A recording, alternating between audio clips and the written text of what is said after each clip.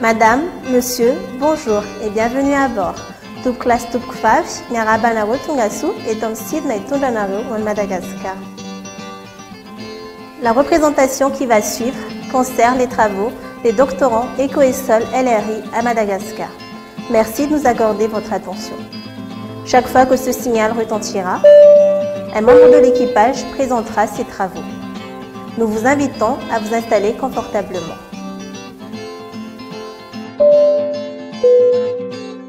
Nassandaj, doctorante en deuxième année, va vous présenter ses travaux sur la perception paysanne de la fertilité des sols dans l'agriculture de conservation. Moi, je cherche particulièrement à mettre en valeur les savoirs locaux en termes de fertilité des sols, dans l'optique de les mettre en face des savoirs scientifiques dans l'application de l'agriculture de conservation ou la Kalocha, Madagascar. Notre premier objectif, celui d'étudier les savoirs locaux sur le sol, nous a permis de dresser ce type de tableau de classification paysanne de sol obtenu à partir de la méthode de caractérisation des savoirs techniques locaux développée par Fali Al en 2006. Cette méthode nous a permis de distinguer les 9 types de sols locaux et les variables utilisées par les paysans pour distinguer chaque type de sol. Le résultat ici nous montre donc que les paysans connaissent bien leur sol, ils sont en mesure de dresser une classification paysanne. On a ensuite essayé de spatialiser ces types de sols via la conception des cartes à dire d'acteurs que l'on a ensuite recoupées avec la classification française où, à première vue, il est tout à fait possible de faire le rapprochement. Les autres résultats sont en cours de traitement, mais le grand défi à la fin de la thèse est de pouvoir concilier savoir et savoir-faire locaux à ceux des scientifiques pour avoir des pratiques de consensus acceptables tant pour les agriculteurs que les chercheurs dans l'application de l'agriculture de conservation.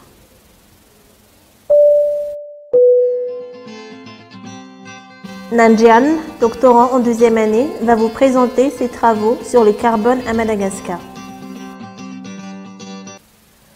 J'effectue la cartographie du carbone, de l'azote et du phosphore des sols malgaches sur 3 échelles, nationale, régionale et locale.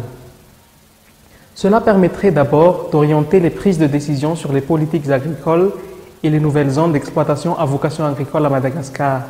Et elle permettrait aussi de quantifier les efforts que Madagascar a pu accomplir pour le stockage des gaz à effet de serre face au changement climatique. Mes premiers résultats montrent qu'on a pu améliorer la méthode de quantification du stockage de carbone au niveau national grâce à la valorisation de la base de données sol et environnement Valsol de Madagascar. Toutefois, les profils prélevés n'arrivent pas encore à couvrir tout Madagascar. Pour les autres résultats, je vous donne rendez-vous à la prochaine. Mind, en deuxième année de doctorat, va vous présenter sa thèse sur l'effet de l'apport en phosphore et l'inoculation de rhizobia sur la culture du haricot. Ce qui nous vient en tête quand il s'agit de légumineuses, c'est leur possibilité d'entrer en symbiose avec les bactéries du sol et le rôle bénéfique de ces associations, notamment en termes de fixation symbiotique de l'azote. La réussite ou l'échec de cette symbiose est conditionné par plusieurs facteurs. Mon étude est centrée sur la mise en place de la culture du haricot sur sol ferralitique de Tanit dans le Moyen-Ouest malgache afin de trouver des éléments de réponse à la faible productivité du haricot dans cette zone. Les expérimentations sont mises en place sur des réseaux de parcelles paysannes testant les effets d'apport de phosphore et de l'utilisation de variétés différentes d'une part et également des effets de l'apport de phosphore et de l'inoculation et de la correction du pH d'autre part. De ces 2 types d'expérimentation, l'objectif général est de relier les caractéristiques physico-chimiques, biologiques et minéralogiques avec le niveau de nutilation caractérisant la symbiose et également avec la production de biomasse et du rendement. D'autre part, on vise également à quantifier l'azote réellement fixé à travers la fixation symbiotique en fonction des différents paramètres étudiés. Fant, doctorante en troisième année, va vous présenter ses travaux sur le transfert de fertilité à l'échelle d'une exploitation agricole malgache. Je travaille sur l'intégration agriculture-élevage, notamment aux échanges de biomasse entre les 2 activités et aux nutriments potentiellement perdus à l'échelle de la parcelle et ensuite à l'échelle de l'exploitation. Le premier objectif de la thèse est d'élaborer d'outils basés sur la spectrométrie proche infrarouge permettant la caractérisation et le suivi dynamique des stocks et flux de carbone, azote, phosphore, les différents cations et anions.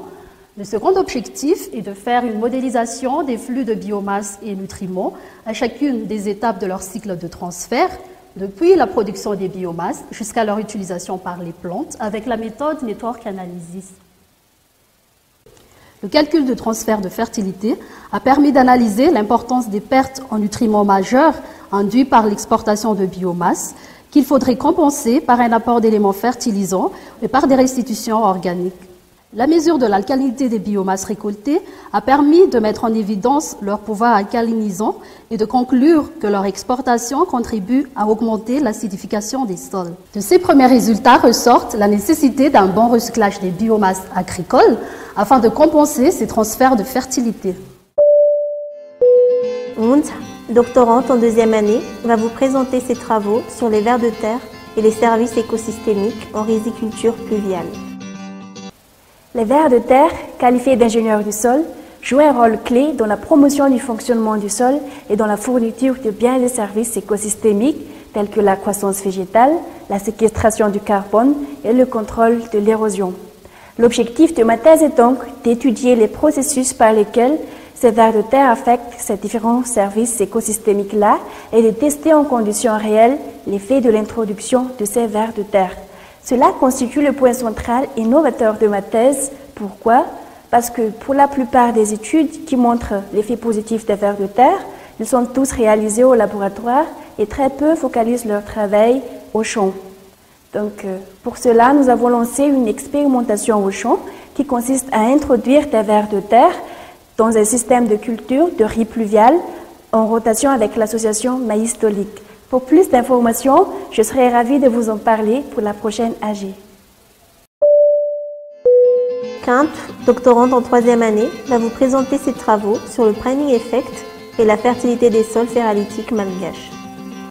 Le priming effect, c'est l'activation d'une minéralisation supplémentaire de la matière organique évoluée du sol qui peut être déclenchée par l'apport de matière organique fraîche.